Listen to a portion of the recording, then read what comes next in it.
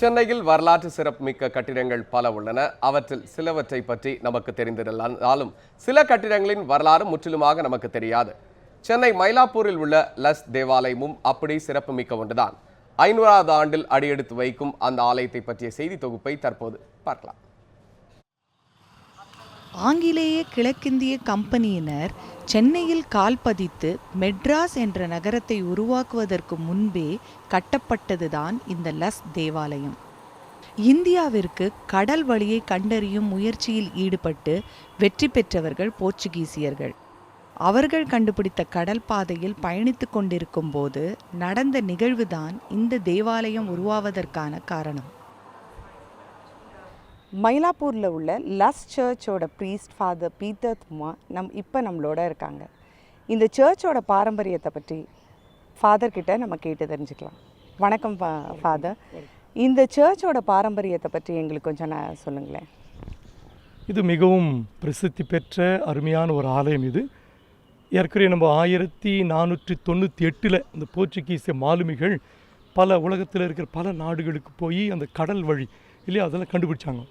ஒரு நேரத்தில் என்னாச்சுனாக்கா கடலில் பெரிய கொந்தளிப்பு, எப்படி போகிறதுன்னு தெரியல. ஏற்கனவே ஒரு 20 நாட்டிக்கல் மைல்ஸ்ன்னு சொல்கிறாங்க, அதாவது 35 கிலோமீட்டர்ஸ் உள்ளே இருக்கும்பொழுது பெரிய ஒரு பிரச்சனை ஆச்சு. எப்படி போகிறது, பெரிய காற்று அடித்தது.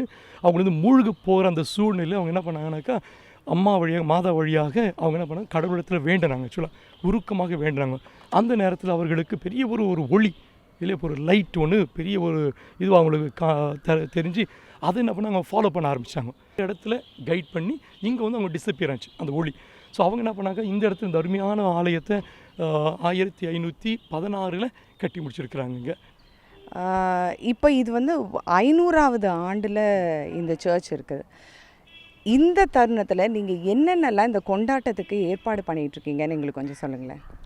இந்த கொண்டாட்டம் சொல்லும் பொழுது இது வெளியில் செய்கிற காரியங்கள், ஒரு அவுட்வேர்டாக பண்ணுற காரியங்களை விட முக்கியமாக குடும்பங்களை நான் இந்த காலத்தில் நிறைய குடும்பங்கள் பிரச்சனை இருக்குது.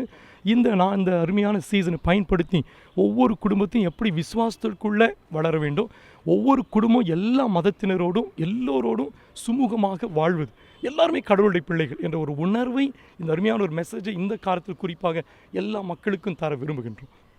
இப்போ இந்த 500வது ஆண்டு உங்களோட டென்யூரில் வந்திருக்குது. இதை பற்றி நீங்கள் என்ன ஃபீல் பண்ணுறீங்க?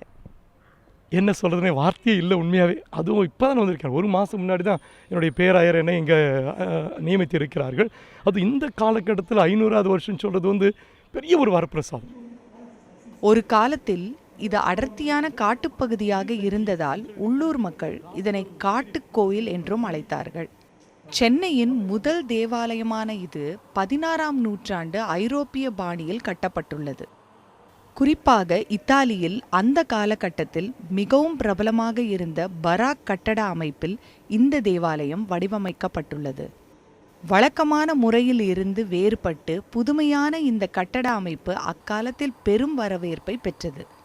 இந்த தேவாலயம் இருமுறை கடும் சேதங்களை சந்தித்தது.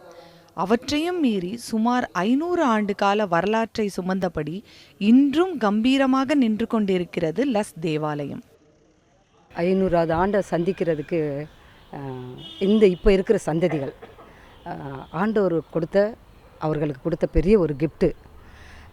இதன் வழியாக இந்த பிரகாசமாதாவுடைய மகிமை உலகெங்கும் பரவுறோம்.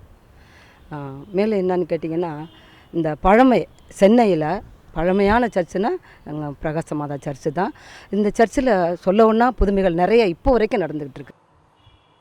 லஸ் ஆலயத்தின் 400வது ஆண்டு விழா 1916ஆம் ஆண்டு மிகச் சிறப்பாக கொண்டாடப்பட்டது. வரும் 2016ஆம் ஆண்டு 500வது ஆண்டை நிறைவாக்கும் இந்த தேவாலயம் அனைவரும் பார்க்க வேண்டிய வரலாற்று சிறப்புமிக்க ஸ்தலமாகும். கோத்திக் ஸ்டைலில் கட்டப்பட்ட இந்த லஸ் சர்ச் மிகவும் பழமை வாய்ந்த யூரோப்பியன் கன்ஸ்ட்ரக்ஷன்களுள் ஒன்று. சென்னையின் மையப்பகுதியில் உள்ள இந்த தேவாலயத்தின் பெயரை கொண்டதுதான் மயிலாப்பூரில் உள்ள லஸ் சர்ச் ரோட். இப்படிப்பட்ட பல சிறப்புகள் மிக்க இந்த தேவாலயத்தை பற்றி நம்மில் பலர் அறிந்ததில்லை. லஸ் சர்ச்சின் 500வது ஆண்டு கொண்டாட்ட விழாவில் கலந்து கொள்ள பலர் ஆவலுடன் காத்து கொண்டிருக்கின்றனர். ஒளிப்பதிவாளர்கள் பிரீத்தி மற்றும் லக்ஷ்மிபதியுடன் கவிதா தாமஸ், நியூஸ் 7 தமிழ், சென்னை.